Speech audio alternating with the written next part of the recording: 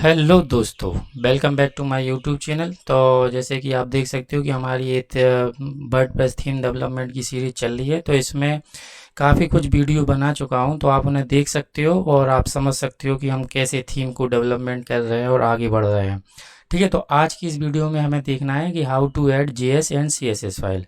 तो देखो फ्रेंड, मतलब अगर आपको कोई सीएसएस और जीएसएस फाइल इंक्लूड करानी होती है तो वर्डप्रेस में काफ़ी तरीके हैं। कि जैसे कि अभी हमने पहले इंक्लूड क्या करा रखा था कि अगर हेडर में ही जाके हमने अपने जेएस फाइल और सीएसएस की फाइल इंक्लूड करा रखे थे, है ना। आप अगर देख सकते हो कि एक मेथड होती है गेट टेम्पलेट डायरेक्टरी यूआरएल, जिससे हमें टेम्पलेट का पाथ मिल जाता है। उसके बाद असेट्स, मतलब जैसे ये हमारी थीम है, तो इसमें हमारा ये कौन सा पाथ है कि ये हमारा असेट्स है ना। और इसके अंदर हमारा टेम्पलेट पाथ मिल जाएगा, तो यहाँ तक का पाथ मिल जाता है।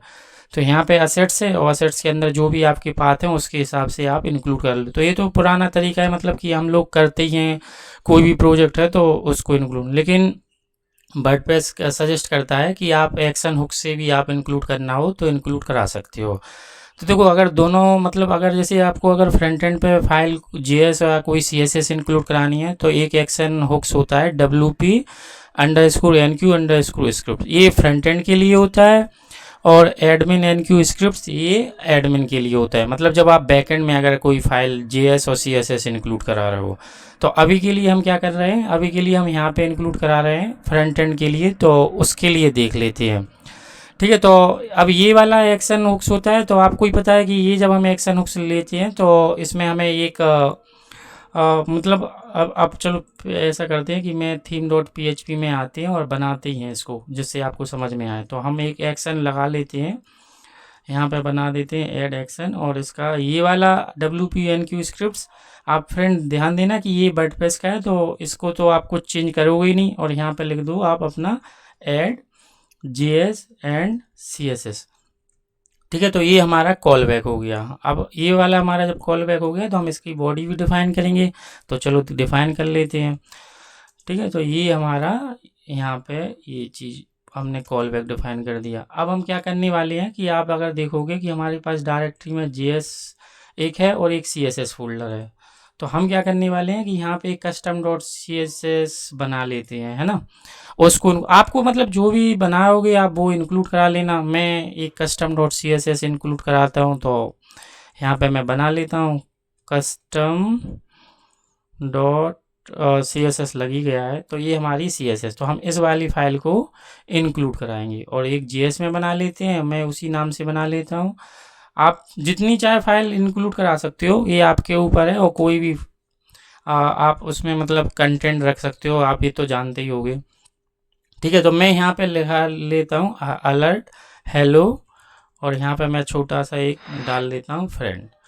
ठीक है, अब आप अगर देखोगे कि अभी हमने क्या किया, अभी हमने सिर्फ फाइलें बनाई हैं, उसके अंदर कोई, मतलब आप अगर देख रहे होगे कि यहाँ पे अभी इंक्लूड तो कराया ही नहीं है। तो इंक्लूड कराने के लिए फिर इसमें एक मेथड होती है, मैं आपको वो यहाँ पे समझा देता हूँ।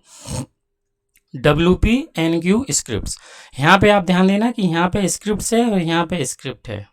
ठीक है, तो यहाँ पे आप अगर देखोगे कि ये पहला, ये कितने पैरामीटर ले रहा है, 1 2 3 4 5 और, ठीक है, ये 5 पैरामीटर लेता है। तो अब आप देखोगे कि यहाँ पे इसकी बॉडी में अगर जाओगे तो यहाँ डिफाइन है हैंडल SRC। तो अब हैंडल हमें क्या देना होता है, एक हमें कुछ नहीं है, एक छोटा सा यूनिक नेम होता है, जो आपका यूनिक नेम, मतलब आपको अगर डालना है तो यहाँ पे आप डाल सकते हो। अब जैसे यहाँ पे कोई आप अगर हैंडल है तो ट्राई करो कि उसका नाम यूनिक ही डाल सको। तो जनरली करते क्या है कि जैसे हमारा थीम का नाम क्या है, डेमो थीम, तो मैं यहाँ पे ले लेता हूँ डेमो और थीम। ये कोई मतलब मैंडेटरी नहीं है, आप अपने हिसाब से ले सकते हो, ये आपका कोई वो ज़रूरी नहीं है। ठीक है, तो मैंने डेमो थीम ये ले लिया। अब ये दूसरा फोल्डर क्या मांग रहा है, SRC। तो हमें देना होता है इस वाले फोल्डर या इस वाले फोल्डर का पाथ। तो पाथ देने का तरीका क्या होता है कि एक मेथड होती है get stylesheet directory URI। ये देखो, तो यहाँ से हमें क्या, ये वाली मैं यहाँ पे लिखता हूँ तो आपको ज़्यादा क्लियर होगा। तो यहाँ से क्या होता है कि आपको नाम से सजेस्ट हो रहा होगा get stylesheet directory URI। तो जो ये स्टाइल डायरेक्टरी है ना, ये आप अगर देख रहे होगे कि ये इस थीम के रूट पे ही है। तो यहाँ तक का पाथ मिल जाता है, मतलब हमारी जो थीम है उस तक, वहाँ तक का फोल्डर का पाथ। अब जब ये वाला पाथ मिल गया तो आप इसके अंदर जाने के लिए आपको कहाँ पे जाना है, असेट्स में। तो यहाँ पे आप क्या करोगे, यहाँ पे आप लिखोगे स्लैश असेट्स। ठीक है, मैं यहाँ पे लिख रखा है तो मैं इसको इंक्लूड करा लेता हूँ। मैंने यहाँ पे लिख रखा है, और यहाँ पे हमारा फोल्डर का नाम जेएस से पहले क्या है, असेट्स। आप अगर देख सकते हो जेएस इसके बाद है, आप देखोगे ये वाला है ना, तो इसके आगे हम असेट्स और लगा लेते हैं, असेट्स। ठीक है, और हमारा जेएस का नाम क्या है, कस्टम, और कस्टम डॉट जीएस हो गया। और यहाँ पे मैं अभी के लिए, चलो मैं ये, मतलब ये कोई पैरामीटर रिक्वायर्ड नहीं होते हैं, ये ऑप्शनल होते हैं। तो आपको पैरामीटर सिर्फ 2 ही देने होते हैं, कि आपका हैंडल का नाम और आप कौन सी फाइल को इंक्लूड करा रहे हो। अब आप, अगर मैं यहाँ पे रिफ्रेश करूँगा, मतलब साइट पे कहीं पे भी, तो आप देख सकते हो कि ये वाली file WPNQ script demo theme, ये हमें लग रहा है इंक्लूड इसने इस वजह से नहीं की कि असेट्स, ये देखो, है ना। तो यहाँ पे आप जैसे ही, यहाँ पे मेरा एक डैश नहीं था अभी, तो मैंने वो डैश लगा दिया, तो अब आप देख रहे होंगे कि ये हमारी फाइल इंक्लूड हो चुकी है। लेकिन कितनी पैरामीटर, अभी इसमें 5 पैरामीटर थी ना, अगर आप देखोगे हैंडल, SRC और डिपेंडेंसी, वर्जन और हमारा आर्गूमेंट्स। ठीक है, तो यहाँ पे अभी हमने क्या किया है, 2 ही पैरामीटर लिए हैं यहाँ पे, कौन कौन से, 2 ही, एक तो डेमो थीम और ये वाला।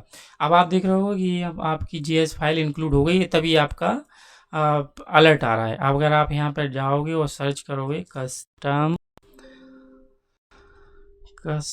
डॉट जीएस, अब आप देखोगे कि बाय डिफ़ॉल्ट इसने कहाँ पे ऐड किया है, ये हेडर में इंक्लूड करा रखी है। ये देखो ये आ रहा है, इसने वर्जन भी खुद ही लगा दिया है। तो अब हम बाकी की पैरामीटर समझ लेते हैं कि इसमें हमें और एडिशनल हम क्या क्या पास कर सकती हैं। ठीक है, तो चलो देख लेते हैं कि अगर पहला पैरामीटर, दूसरा डिपेंडेंसी। अब होता है एक डिपेंडेंसी जो कि ये एरे लेता है, कि आपकी कोई डिपेंडेंसी है तो उसका भी आप हैंडल डाल सकते हो। तो मैं अभी, जनरली लोग बाग जे क्वेरी ऐसे लिख देते हैं कि हमें जे क्वेरी की ज़रूरत है, अगर आपको है तो आप डाल दो, नहीं है तो कोई ज़रूरत नहीं है। ठीक है, फिर उसके बाद नेक्स्ट पैरामीटर आता है आपका वर्जन। तो आपको वर्जन क्या देना है, अभी आप देख रहे हो कि वर्जन आप उसने खुद ऐड कर दिया है ना। अगर मैं यहाँ पे अपना वर्जन खुद का दे दूंगा, तो ये अपना वर्जन, जैसे मैं डाल देता हूँ 1.0.0। और लास्ट पैरामीटर क्या होता है, आर्गूमेंट्स। अब इस आर्गूमेंट्स में ये बोलता है कि अगर जैसे यहाँ पे आप देखोगे आर्गूमेंट्स, हाँ इसमें देखो, ये आर्गूमेंट्स में क्या होता है कि आपको फुटर में ऐड कराना हो स्ट्रिंग, तो ये आप पास कर सकते हो। तो मैं यहाँ पे डाल देता हूँ यहाँ के केस में फॉल्स, या फुटर के केस में मैं यहाँ पे डाल देता हूँ ट्रू। अब आप अगर रिफ्रेश इसको करोगे, यहीं पे आप अगर रिफ्रेश करोगे तो आप देखो ये हेडर से हट गई है, और यहाँ पे आप यहाँ पर डालोगे कस्टम डॉट जीएस, तो ये देखो आपका फुटर में आ गया। और आपका ये जो पाथ आपका वर्जन है वो आप उसने आपके हिसाब से लिया है। ये वर्जन हम इस वजह से देते हैं कि आपने देखा होगा कि ब्राउज़र कैसे क्रिएट करता है। अगर नेक्स्ट टाइम आपको जीएस चेंज करोगे तो इसका वर्जन अपडेट कर देना, तो होगा क्या कि आपकी ब्राउज़र समझ जाएगा कि हाँ नया वर्जन आ गया है। ठीक है फ्रेंड, तो यही है कि WP अगर NQ स्क्रिप्ट लगाना है तो आपको कितने पैरामीटर आप पास कर सकते हो, यहाँ पे 5। और यहाँ पे जो ये लास्ट वाला पैरामीटर है, इसमें आप दोनों चीज़ें पास कर सकते हो। ये देखो आप यहाँ पे लिखा हुआ है वर्जन में, कि जो ये वर्जन के बाद ये जो आर्गूमेंट्स ले रहा है ना, ये वाला, कि आप यहाँ पे इन फुटर में पास करना है या स्टेट जी। तो मतलब ये जनरली वैसे आपको ये करना है कि अगर आपको फुटर में लगाना तो आप ट्रू लगा देना, नहीं लगाना तो यहाँ पे फॉल्स कर देना, बस सिंपल। और डिपेंडेंसी एरे कोई ऐसा ज़रूरी नहीं है। ठीक है, अब इसके बाद हम क्या करते हैं, एक हम जेएस इंक्लूड करा लेते हैं। तो देखो, सॉरी CSS, जेएस के लिए आपको क्या यूज करना है, WP_NQ_ स्क्रिप्ट। जेएस के लिए एक और अलग से मेथड होती है, तो मैं वो उसके लिए और उठा के डालता हूँ मेथड, ये वाली होती है WP_NQ स्टाइल, ये वाली। जेएस के लिए स्क्रिप्ट वर्ड यूज करना है, और CSS के लिए स्टाइल वर्ड यूज। सेम वही है कि आप यहाँ पे हैंडल आप अपना यूज कर लो, कोई किस हैंडल से आप रजिस्टर करना चाह रहे हो, तो मैं हैंडल डाल देता हूँ। और हमारी CSS का पाथ कौन सा है, तो मैं इसी को उठा के अपनी CSS का पाथ डाल देता हूँ, ये वाली चीज़। और हमारी CSS कहाँ है, CSS फोल्डर में। तो मैं यहाँ पर CSS लिख देता हूँ और इसकी जगह मैं लिख देता हूँ CSS। और यहाँ पे क्या है, डिपेंडेंसी। तो डिपेंडेंसी मैं कहता हूँ अभी के लिए हमारा ब्लैंक है, और यहाँ पे हम पास कर सकते हैं अपना वर्जन सेम ही। और मीडिया में आप देखोगे कि मीडिया में ये होता है कि मतलब ये किसके लिए, जैसे अगर मैं इस फंक्शन में जाऊँगा तो आप देख सकते हो मीडिया में आप 3 चीज़ें पास कर सकते हो। कौन कौन सी, ऑल, प्रिंट, स्क्रीन। तो जनरली आप क्या करोगे कि आप जनरली यहाँ पे ऑल पास कर सकते हो। इसमें भी फ्रेंड वही है कि आपकी ये पैरामीटर 2 ही लेता है, एक हैंडल और एक ये वाली चीज़, मतलब आपका जो पाथ है, ठीक है। और ये आपके ऑप्शनल होते हैं, अगर आपको देना हो तो दो, नहीं देना हो तो कोई ज़रूरी नहीं है। लेकिन मैं आपको सजेस्ट करूँगा कि आप वर्जन अपना ज़रूर दो, क्योंकि वर्जन से ये होगा कि ब्राउज़र को पता चलेगा कि अब आपके फाइल में चेंजेज हुए हैं। चलो अब देख लेते हैं कि अपनी कस्टम डॉट CSS इंक्लूड उसने की या नहीं की। यहाँ पे मैं रिफ्रेश करके Ctrl+Shift+R, और यहाँ पे मैं Ctrl+U करूँगा और यहाँ पर डालूँगा कस्टम डॉट CSS। तो आप देख सकते हो ये कस्टम डॉट CSS आपकी इंक्लूड हो गई है ना। अगर आपको दिख रहा हो ब्राउज़र पे या नहीं, तो मैं यहाँ पे थोड़ा सा बढ़ा देता हूँ। तो ये देखो, आप यहाँ पे देखोगे कस्टम डॉट CSS आपकी इंक्लूड हो गई, और आप इस पर क्लिक करोगे तो आप कोड तो कुछ है नहीं है। चलो मैं कोड डाल देता हूँ थोड़ा सा, जिससे आपको लगे कि ये हमारा काम। तो मैं क्या करता हूँ, बॉडी और बैकग्राउंड कलर में दे देता हूँ इसका रेड। अब आप जो इसमें मतलब आपको लिखना होगा CSS आप लिख सकते हो, क्योंकि मेन मोटिव सिर्फ आपका यही है कि आप इंक्लूड कैसे करना चाहते हो, है ना। तो इंक्लूड जैसे ही आप कर लोगे, और इसमें ये देखो रेड हो गया, क्योंकि मैंने पूरी बॉडी का कलर दिया ना रेड, तो इस वजह से ये रेड हो गया। ठीक है फ्रेंड, तो अब बस आपको सिर्फ 2 ही चीज़ें याद रखनी है। अगर JS इंक्लूड करानी है तो स्क्रिप्ट, और अगर CSS तो स्टाइल। अब यहाँ पे फ्रेंड एक चीज़ और होती है कि कई लोग क्या करते हैं कि इसको NQ कराने से पहले रजिस्टर करा लेते हैं।